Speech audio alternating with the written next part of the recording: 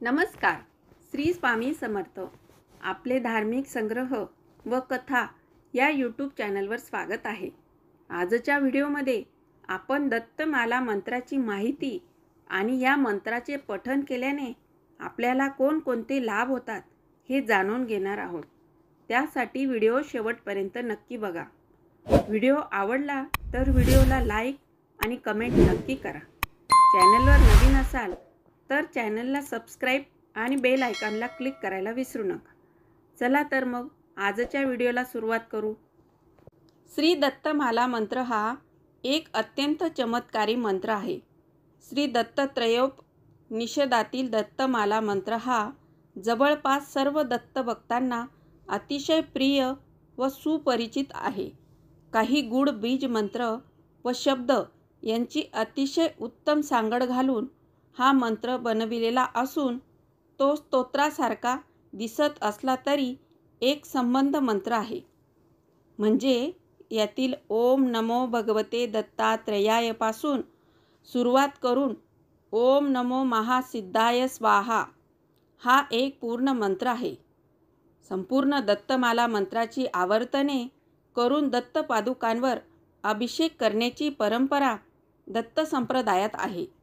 श्री दत्तात्रेय हे दैवत वरवर पाहता वैराग्यदर्शक, निसंग व अलिप्त असले तरी सामान्य संसारी जनांना व्यावहारिक अडीअडचणींना, विवंचना, अनारोग्य, तणाव व नकारात्मकता यांचे परिणाम कमी होण्यासाठी श्री दत्तमाला मंत्र अतिशय उपयुक्त व प्रभावी ठरतो.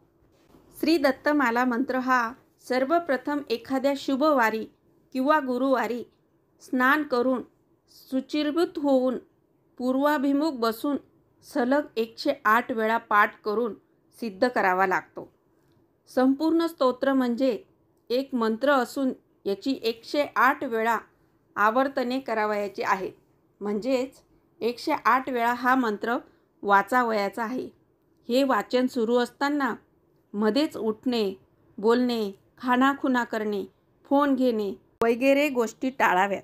वाचन एक सलग करावे. मध्येच थांबून पाणी वगैरे पिऊ शकतात. असे 108 पाठ पूर्ण झाल्यानंतर स्तोत्र सिद्ध होईल. त्यानंतर मग दररोज किमान 1 ते कमाल 21 असे कितीही पाठ वाचायला हरकत नाही. आपल्यासमोरील समस्या जर अतिशय अवघड असतील तर रोज किमान 21 पाठ वाचावेच लागतील. श्री दत्तमाला मंत्र हा प्रामुख्याने आर्थिक समस्या, विरोध, अनारोग्य यांच्या निवारणासाठी अत्यंत प्रभावी असा उपचार आहे.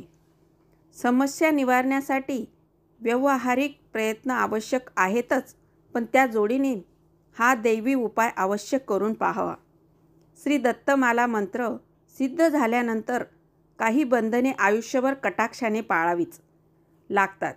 ती अशी की वर्षभरातील प्रत्येक गुरुवार, प्रत्येक पौर्णिमा, दत्त जयंती, गुरुपौर्णिमा, चैत्र व अश्विन नवरात्रातील प्रत्येक 9 दिवस कोणत्याही स्वरूपात मांसाहार, मद्यपान करणे सदैव वर्ज्य करावेच लागते. जेव्हा शक्य होईल तेव्हा गोरगरिबांना, प्राणी पक्ष्यांना तुमच्या आर्थिक क्षमतेनुसार अन्नदान करावे. वर्षातून कोणत्याही एका दिवशी गरिबांना वस्त्रदान करावे. एकंदरीत सत्पात्री दान करावे. शक्य असेल तर प्रत्येक गुरुवारी दत्त दर्शन किंवा कोणत्याही गुरूंचे दर्शन घेणे आवश्यक आहे. पण श्री दत्तमाला मंत्र आत्मसात करून आयुष्यात सकारात्मक बदल अनुभवावा ही विनंती आहे.